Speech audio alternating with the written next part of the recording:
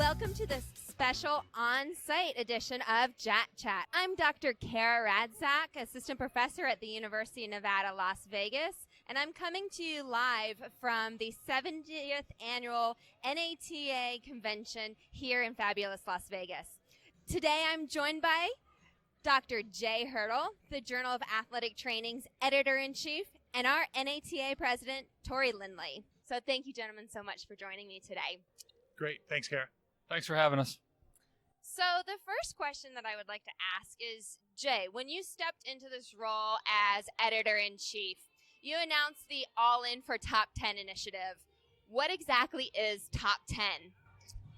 Sure. So the most common way that academic journals are ranked is through a measure called impact factor.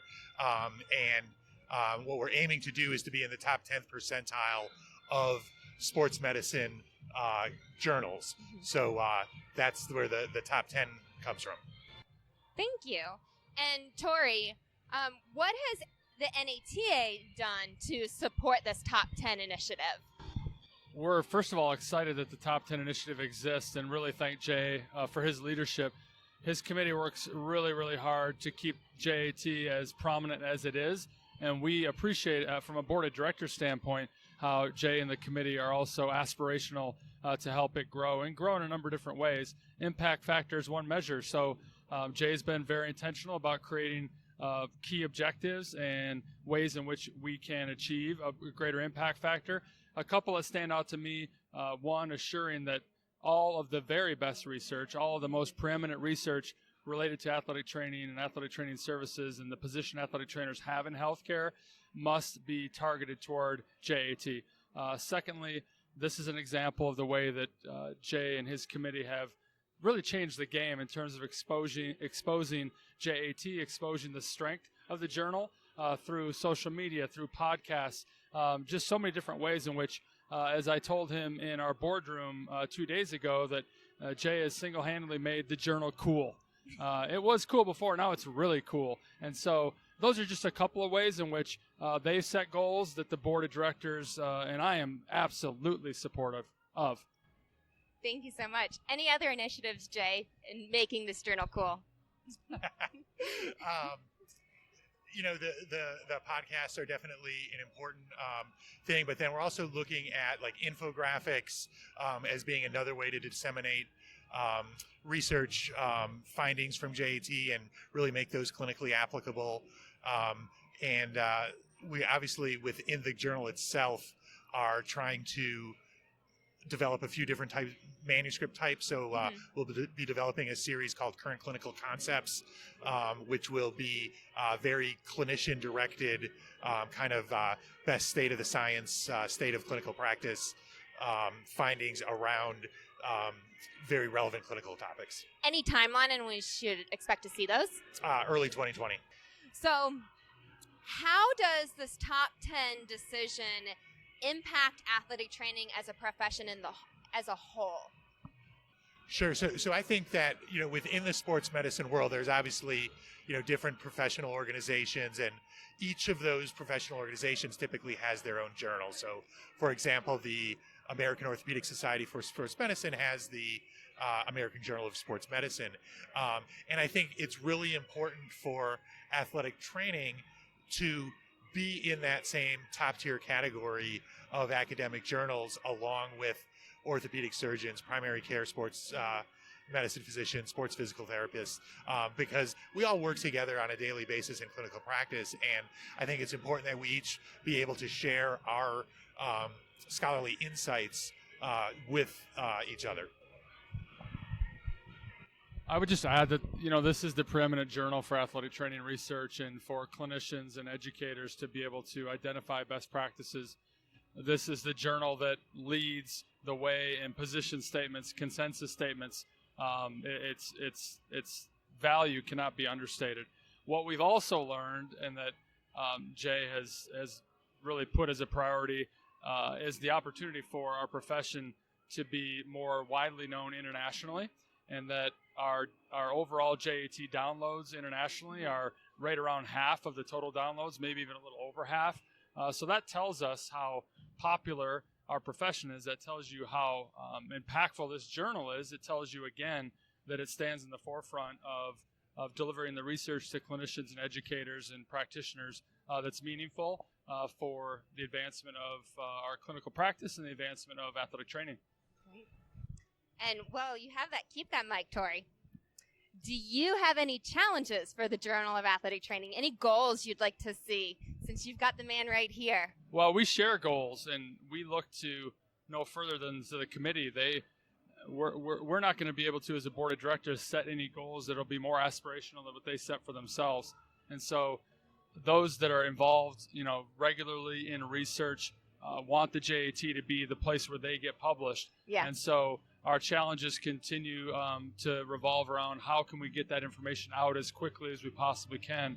And so, backlog is an issue still that we're working very, very hard to improve.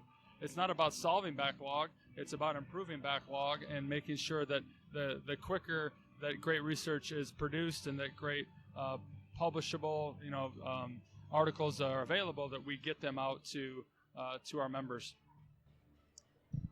And Jay, as athletic training and research continues to evolve, what things on the horizon are you really excited about?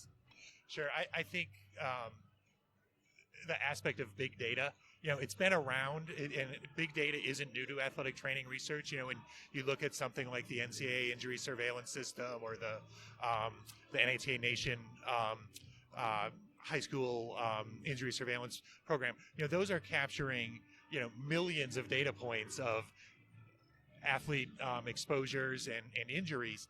But what I'm really excited about is the notion of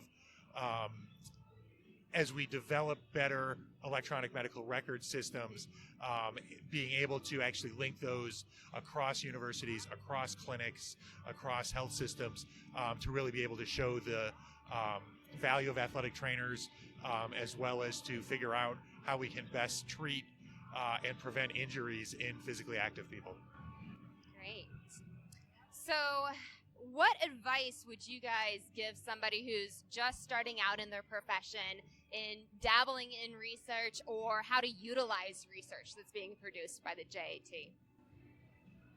Sure. So I think the biggest thing is to have a growth mindset and recognize that, even though you just completed a professional education program and passed your certification exam, that learning doesn't stop, and learning is an ongoing endeavor. And that I think the best athletic trainers and the best healthcare professionals always have learning goals in mind, and that hopefully the products that the Journal of Athletic Training produces will help people to achieve those learning goals, and always be a trusted resource where they can go and know that they're going to be reading peer-reviewed research that is of the highest quality, and that our ancillary products like the podcasts and things like that are also going to be additional sources of information. To that question, I would say don't be afraid. Don't fear the opportunities that every clinician has when it comes to doing research and to answering the questions that we have as clinicians. That's really where it starts. So curiosity is a great way for your clinical practice to improve. And if that leads to a question that is best answered through research, then fantastic. And if that research helps to improve your clinical practice, great. If that research is of the caliber and you can partner with other, people in the profession and outside the profession to turn it into a manuscript worthy of JAT review, then awesome. So, I think it has to start with just not being afraid to ask a question and seek out an answer. And that's going to ultimately help the individual as well as the profession as a whole. And I know as a researcher myself, some of the best questions come out of the mind of a clinician. So Yes. Those collaborations are great. Yep. So, and one last question that I have for you guys. Since we're live here from the NATA meeting, what do you look forward to most about attending NATA every year? So many things. This is not only the ultimate in opportunities for athletic trainers to gather, for athletic trainers to develop themselves clinically and to dig more deeply into clinical specialization, but the network opportunities are unmatched. The Expo is a great example of the ways in which we can be innovative in product, not only development, but product delivery to our patients. So there's just so many ways in which this becomes a meeting that ATs have to look forward to every year. But what we're also interested in is making this a meeting that a lot of other sports medicine practitioners and providers look to. There's no reason why this shouldn't be very similar to and act and look a lot like ACSM, and the way that their meeting has just multiple different providers. That's going to make the profession stronger, and it's going to make us better ultimately. So as good as it is now, we think it could even get better. So I think the people and the energy around athletic training that's here all week, certainly from a personal perspective, I look forward to the free communications programs and the presentation of the new original research here, but then also the opportunity to hear from the who's who on specific topic areas, whether it be from sports psychology, whether it be from orthopedic surgeons or any of those topic areas. I think there's just so much happening this week, and there's so much energy around athletic training, and I think that's what I look forward to most. Thank you, guys. Any final questions? Yes. Athletic training education has come a long way in the last decade or more. How do you see the current changes going on in the educational setting, mainly the transition to the master's and the emergence of the doctorate in athletic training, influencing that trajectory of research that we have going? Sure. So I think that we really have to look at it as an opportunity, and not look at it as things are changing and that's a bad thing. I think we really have to look at, as the professional degree changes and those programs change, and as new post-professional opportunities come around, I think we have to look at that as an opportunity and say, how can we maximize each of those? I was talking to a athletic training faculty member today from Weber State University in Utah, as she had about 10 of her entry-level master's students with posters up saying, don't tell me that you can't put a thesis requirement in a professional program, because here's evidence that we actually can. I don't think every professional program needs to have that, but I really hope that as the master's programs get built, that those opportunities are there for students to at least have that option.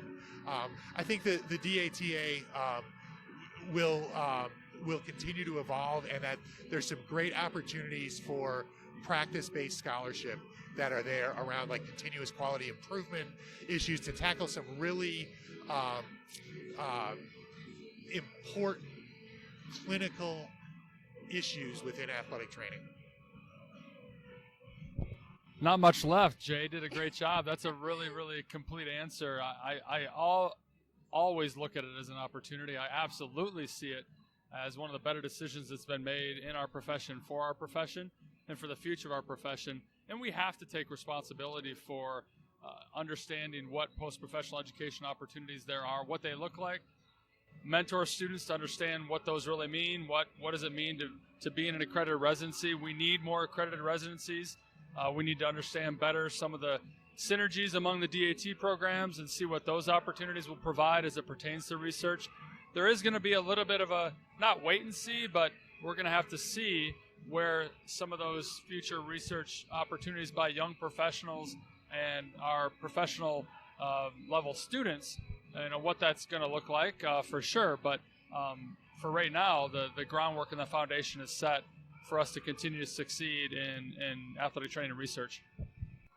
So thank you guys both very, very much for coming and joining us. I know NATA is very, very busy for everyone, but for y'all especially. So I appreciate you taking your time to come out and talk with us today. Thank you.